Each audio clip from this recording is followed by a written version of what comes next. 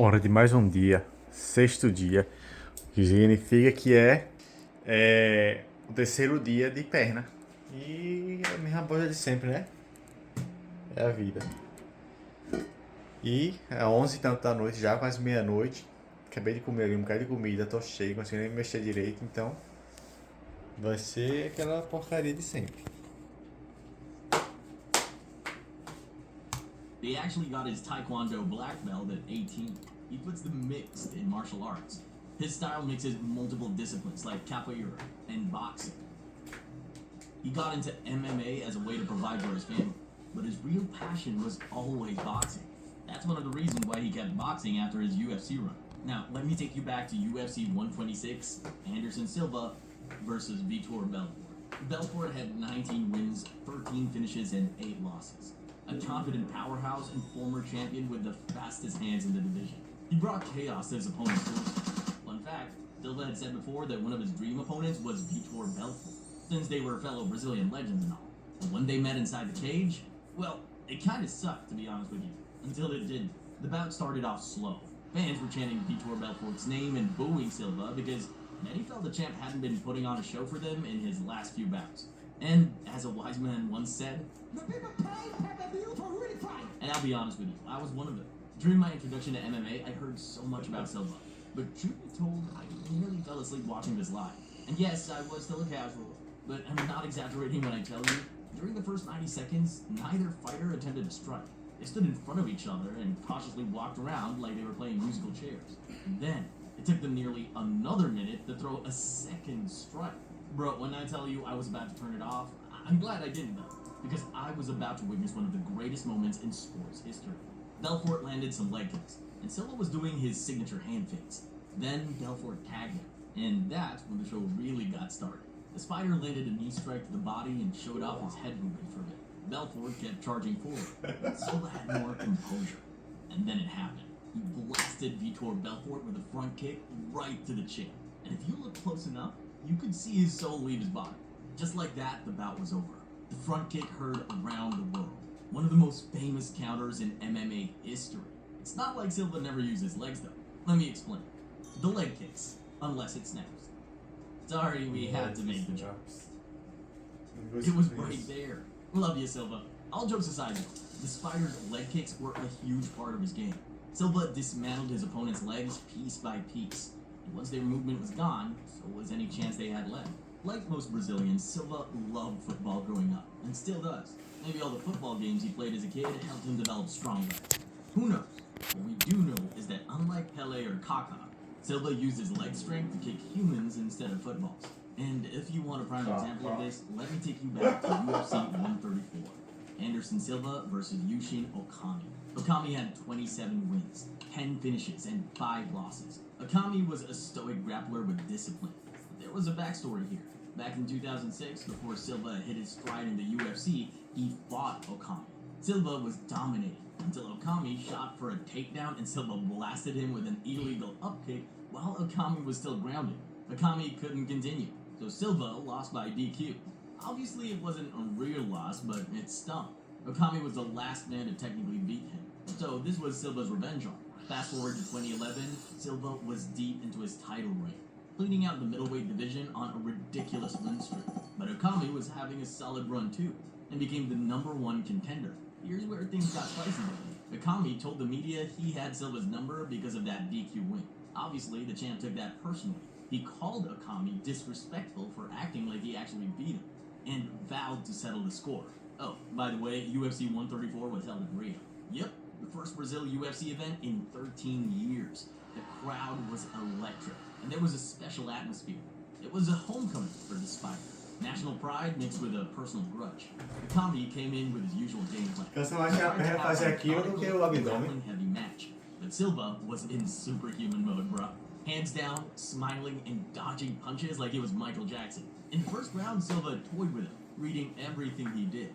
Okami looked tentative, realizing this wasn't the same Silva he faced in 2006. Silva methodically chopped him down with sharp leg kicks and body shots.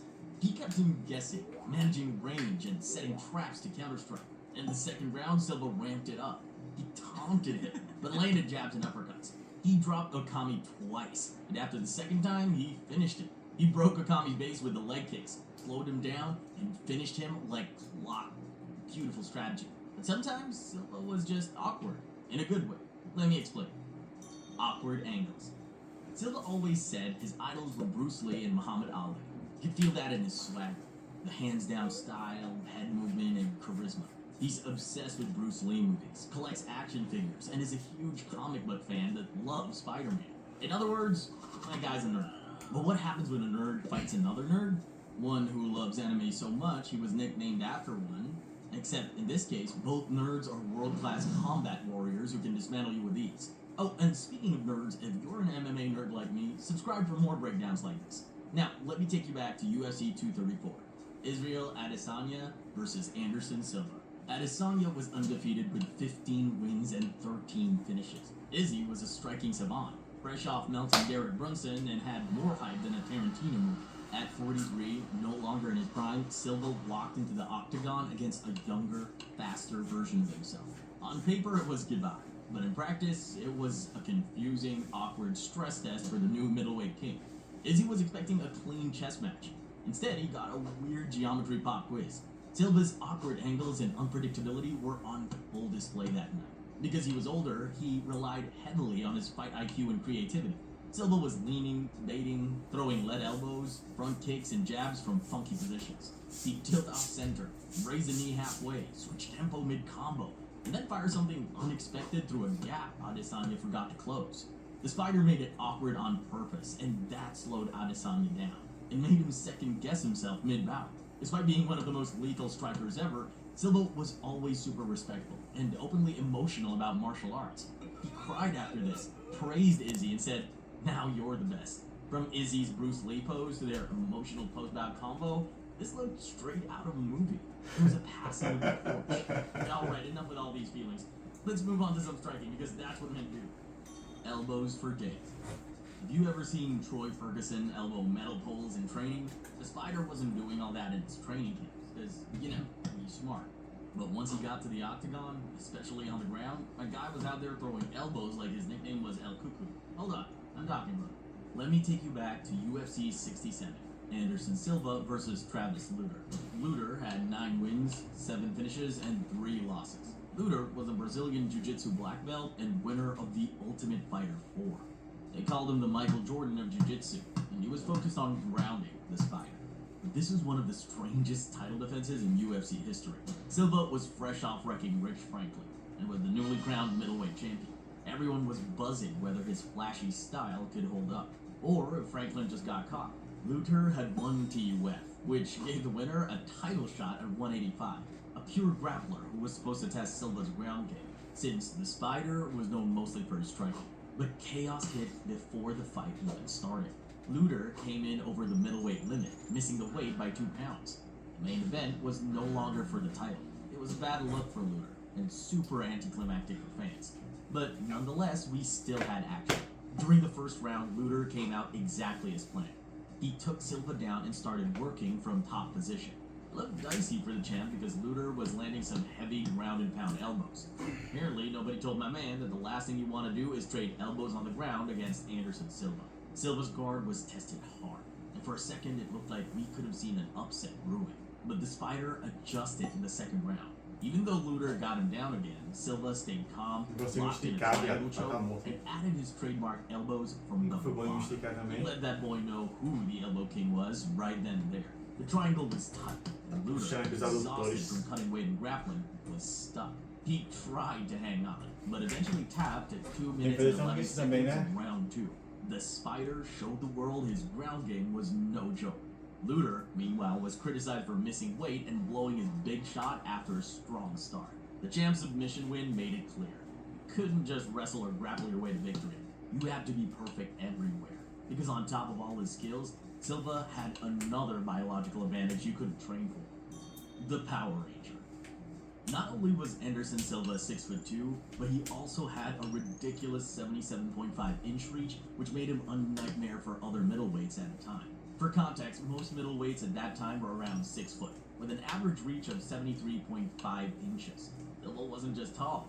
The man had those Inspector Gadget arms, too. His combination of height and reach gave him an edge in the middleweight division, and he leveraged it with footwork and pinpoint striking. His reach wasn't absurd for a light heavyweight, but at middleweight, he was a tall glass of pain nobody wanted to sit. A true Power Ranger. Let me take you back to UFC Fight Night 5. Anderson Silva versus Chris Lieben. Lieben had 15 wins, 10 finishes, and only 1 loss. The Iron Chin Brawler won his last 5 bouts, and my guy was known for eating shots like Skittles while still walking down opponents. This was Anderson Silva's UFC debut, the night he introduced himself to the world and did it in spectacular fashion. By June of 2006, hardcore MMA fans knew him. He competed in Pride, Cage Rage, and was a slick striker with huge potential, but not the average UFC fan. There were doubts too, because back then, Brazilian strikers were often seen as vulnerable to American wrestlers and brawlers. Silva had also been caught in submissions in the past. Chris Lieben was the exact opposite of Silva in terms of height. He was an Ultimate Fighter 1 ally, super popular and brash. He was tough, durable, and always down to scrap. Bro talked a lot of trash leading in, saying Silva wouldn't last and that he'd stand and bang him with no problem. Lieben was supposed to be the real test. Could Silva hang in the big leagues, or was he just another flashy striker about to get bullied by pressure? On Fight Night, Silva came out calm and composed. He was locked in. Lieben came out wild as always, storming forward, chin high, looking for a firefight.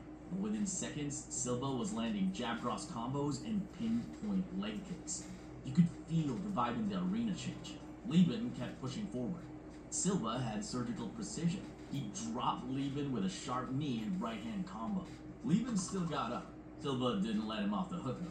He pressed, unleashed a fury of strikes, and then landed one final knee to the face, finishing Lieben in 49 seconds. Silva's accuracy in the fight was 88%. 22 of 25 strikes landed. My boy was rocking that Modern Warfare 2 aimbot. The Spider humiliated him with surgical precision, instantly putting the middleweight division on notice. Dana White and the commentary team were blown away. Silva immediately got the title shot against Rich Franklin next because the performance was that convincing. During his title shot against Franklin, he showed another one of his strengths, the clinch Grinch. Besides his Taekwondo black belt, Silva also holds black belts in Brazilian Jiu-Jitsu under the Nogueira brothers, Judo, and Muay Thai. I know, right? The man's basically a one-man army. Once Silva locked up his opponents, they were stuck in a nightmare grip with nowhere to go. Their body took all the punishment. Silva loves to cook, and he said that if he wasn't a fighter, he'd probably be a chef. We'll never be served a steak by the Spider in a restaurant, but boy did he cook during clinches. Let me take you back to UFC 64. Anderson Silva versus Rich Franklin. Franklin had 22 wins, 17 finishes, and only 1 loss. The reigning middleweight champ was well-rounded, durable, and on a dominant 7-bout win streak. The division's golden boy. Rich Franklin was that dude in 2006, beloved by fans, due to his dominant striking and great cardio. He already had 2 title defenses and was being groomed as the long-term middleweight king. Well, until the clinch Grinch came to ruin his Christmas. At this point, Silva was new to the UFC. His only bout against Chris Lieben lasted 49 seconds.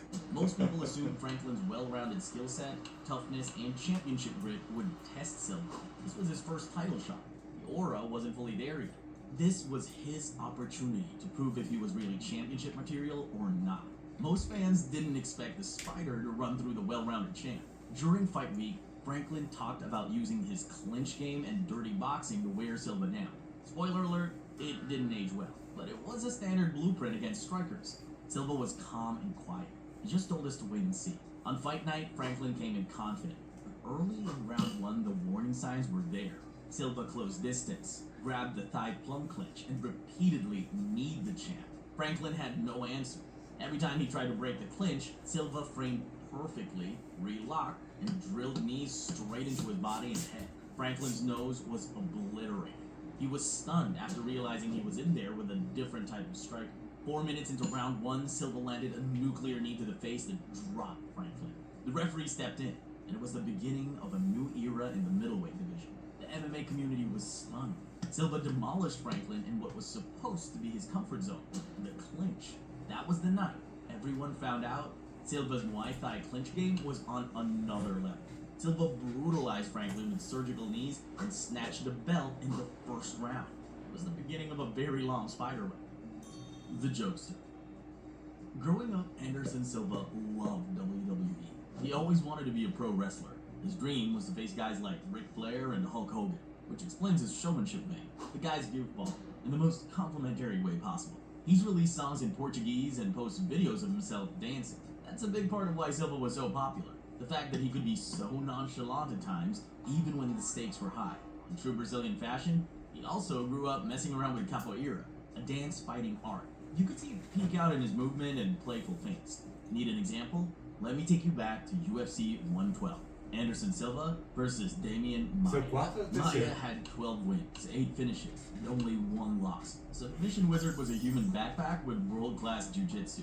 He was stepping in to test whether his technique was enough to beat striking royalty. Spoiler alert, it wasn't. In reality, Silva spent 25 minutes dancing, taunting, and mocking Maia, refusing to fully engage with him, but still easily winning. He made Maia look helpless and frustrated in a world title bout. It's mentally exhausting trying to figure Silva out. He turns bouts into mind games, and no matter how serious you are, he makes you look silly. What some people don't know is that the Spider was nearly fired because of this. Yes, during his title reign. After what some people called boring title defenses, including Thales Leites and this Damian Maia bout. Dana White publicly ripped Silva and threatened to cut him from the roster. Imagine the GOAT getting the boot from the UFC president mid-title reign because he was too cautious. Take a chill pill, Mr. Power Slap. Silva gave you the best of both worlds during his title reign. Sometimes you'd take a nap, other times his opponents would. Which brings me to our next 16 topic. minutos, eu fiz só 3, eu fiz 4. Acho que eu fiz 4 e acho que já foi, né? E eles não param muito subitamente. Depois abaixa minha pressão e fico morrendo. Mas isso foi isso aí pro sexto dia. E eu acho que esses abdominais não prestam não, porque eu só sinto na perna quando eu faço, não sinto no abdômen. Batendo nada. O bagulho é inefetivo, velho. Só que se eu parar, fica mais na merda ainda. Tem que ver direito como faz essa bosta, mas por hoje foi isso aí.